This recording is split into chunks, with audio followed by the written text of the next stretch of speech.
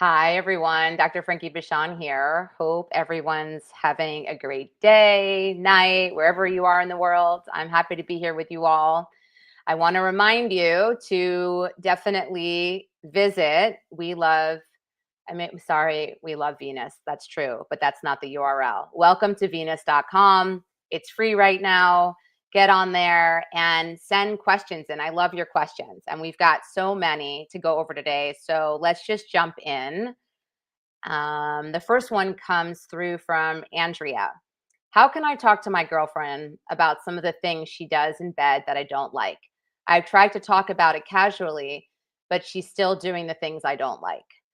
Great question. So, you know how I emphasize communication. And the only way to get deeper and more intimate in our connections with people is to talk honestly, and doing it in a way, delivering in a way that is gentle, of course, but being honest about your experience and asking for what you need. So it's not about a criticism. So that's important to point out. When you bring it up again, just saying that there are things that maybe a couple things that you want to talk about, and you're wondering if she's willing to approach the conversation with curiosity and openness without any judgment or criticism. So you sort of lay that foundation, that intention at the forefront of the conversation.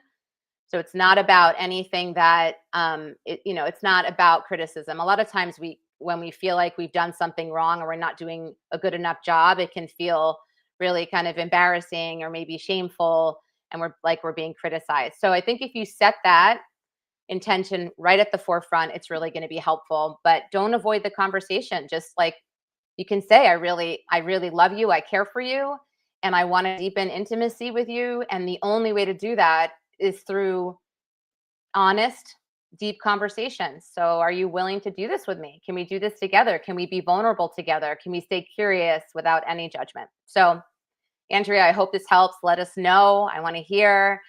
Good luck to you. Next question comes in from Lisa. I got involved with someone who says she is in an ENM relationship, ethical non-monogamy, with her husband. But she also said that when she told her husband she needed to do this, he told her he didn't want to know anything about who she was sleeping with and was not happy with it. She and I have been sleeping together for about 3 months now, and nothing about this seems ethical or transparent to me. And I'm starting to fall for her. And at the same time, I'm feeling like some gross secret affair. I guess I'm confused about what ethical non monogamy is and wondering why it is me who feels guilty, confused. Should I just walk away? So I think it's really, we only have control of ourselves. And I think it's important, if this is something that's making you uncomfortable, like everybody, there's not a one size fits all. People who have untraditional or atypical types of relationship arrangements, they vary. There's such a range in what those look like, in different rules they have for each other, different ways that they sort of set the ground rules about how they're going to navigate openness in the relationship. But it sounds like there is some, I don't know if you want to call it secrets, but it sounds like he doesn't want to know. So she's withholding information. So there isn't this transparency. So then you naturally end up feeling like you said, it's a gross secret affair. But it sounds like that's the arrangement that they have. So the question is that comfortable with you? Do you need to be with somebody who actually can be in a non-monogamous relationship where it's all up front, it's transparent? Would that give you peace of mind? So ask yourself, Lisa, is this working for me? And if it isn't, then you can choose to actually make a different decision to not continue engaging in this way, because you need something that is more open and transparent and feels like consensual. It sounds like he is agreeing to it, but maybe doesn't necessarily want to. And yeah, so I think it's a bit complicated, but not something that you can't overcome. I think have a conversation, maybe there's some details that you're missing, maybe it would be helpful to just better understand if there's anything there that you need some clarification on, and then reassess whether you want to continue in this relationship. All right, good luck. Alicia writes in and says, I've been with my partner for 6 years, and while we love each other deeply, our attachment styles clash almost every day. I'm more anxious, she's more avoidant, and those patterns keep scarring our communication. What are some concrete research-based steps we can take together to heal those wounds without me always ending up the fixer? So this is the perfect dynamic where you're avoidant and she's anxious. They tend oftentimes to attract each other, right? So when you're pushing away, she's pulling at you, and it's so common. And so what I would say is both of you need to really understand attachment theory and how it manifests itself so that you can really support one another and understand that it's about, like, she would understand that her anxiety around your avoidance actually is something she needs to regulate. She needs to be able to ground herself and regulate herself so that she's not tugging on you. And you, being the avoidant type who can maybe, disappear for hours on end or maybe even days, can even emotionally disappear and depart, or recede, and she's feeling anxious because she feels like she's losing you. You regulate yourself knowing that this is your tendency. So you push yourself to actually lean in and be communicative. Set some boundaries for yourself where you don't allow yourself to go hours on end without communication. So you each hold yourselves accountable based on your attachment style challenges. That's first and foremost. So this isn't a reason to exit the relationship as long as both of you are fully aware of the challenges that each of you come with, and then you're willing to be supportive of the other, really sensitive and supportive around what challenges them, and try to work together. I mean, this is intimacy. Many people are together that have two different attachment, right? They have different attachment styles and they make it work. So what I say is do the hard work, communicate, educate yourselves, and keep trying to get better at regulating yourselves. You're just kind of triggering each other, and you've got to rise, right? You've got to elevate, improve your ability to function in an intimate relationship. And the only way to do it is actually to be in a dynamic that you're actually in that challenges you on a regular basis, to actually have a different, like, to approach it differently, change the way you naturally are wired to pull away, or for her to actually grab onto you anxiously. And the more you do it, the better you become at regulating yourself and showing up in the relationship. Hopefully that's helpful. Charisse asks, about 6 months ago, my partner told me that they wanted to begin hormone treatment to transition. They always hated their breasts. I knew and was super butch, which I was attracted to.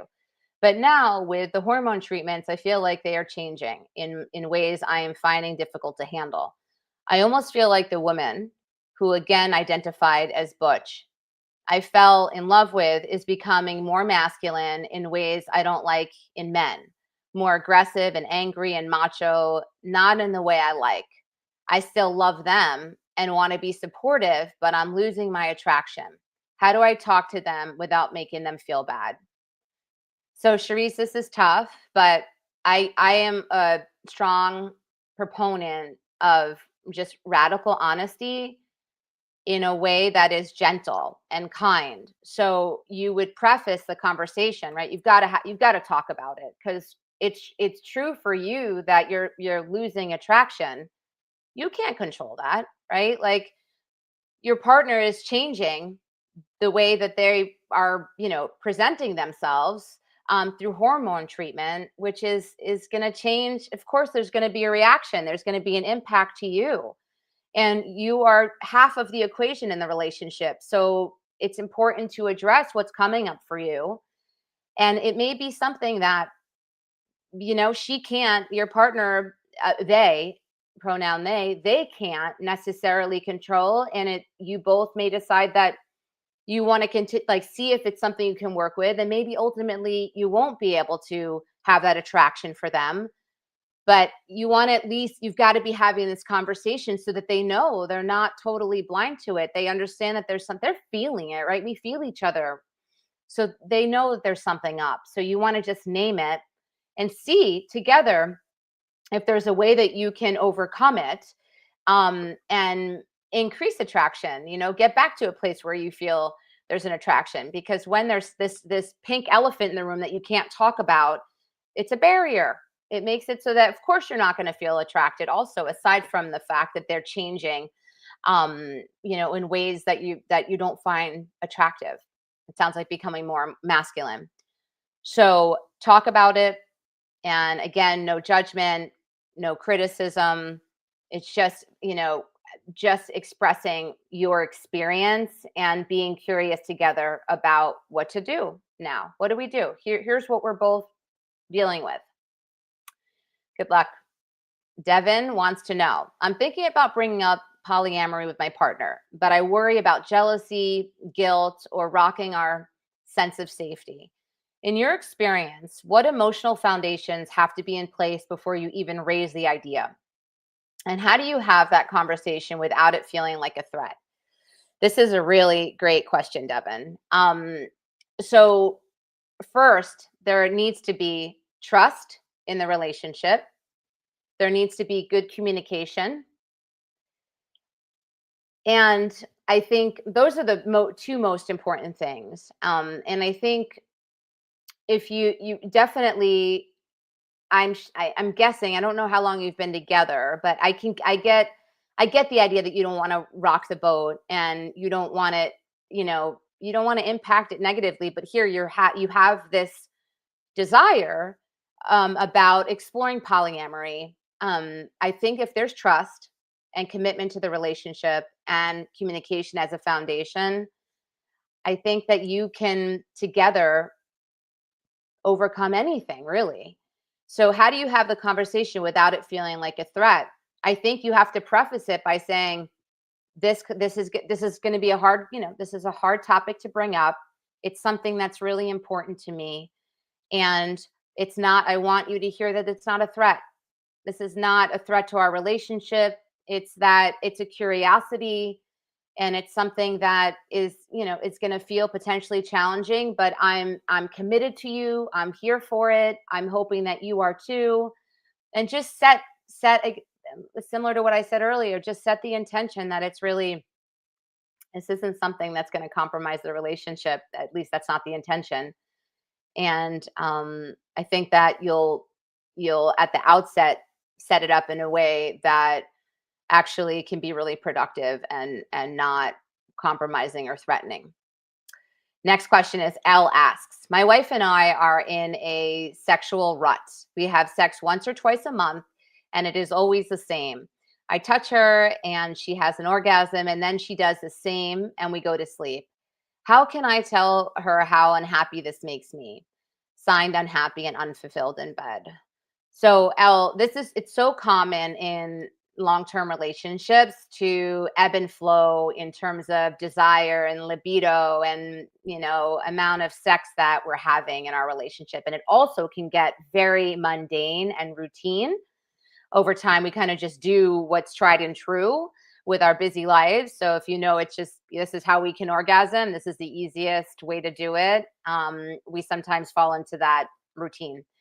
So I think just bringing it up and saying you want to kind of spice things up a little, look at the yes, no, maybe list that I've talked about before. It's on my blog. You can find it at littlegaybook.com, and explore together. What are you open to? What are you, or either of you, there's maybe I'm open to it, or there's definitely no, I'm not open to these things. So it's important for us to infuse energy, like inject energy and fantasy and like different ways for us to keep it interesting. If you're, like I say, if you're eating the same meal, breakfast, lunch, and dinner, it's always the same, it's going to get really boring. So you want to mix it up. Definitely want to mix it up actually, because it's guaranteed there are going to be ebbs and flows depending on your hormones, depending on what's going on in life and interpersonally, and in the world, like stress that affects us, and our mood, depression. A lot of us are dealing with anxiety and depression. So we've got to be willing to talk about these things, and be creative. There's so many ways to be intimate where you're not necessarily focusing on an orgasm. So many, through touch, through massage, through tickling, like endless. I know my time is up. But these are really, really great questions. And I look forward to seeing you all next time. Make sure that you get on there and download.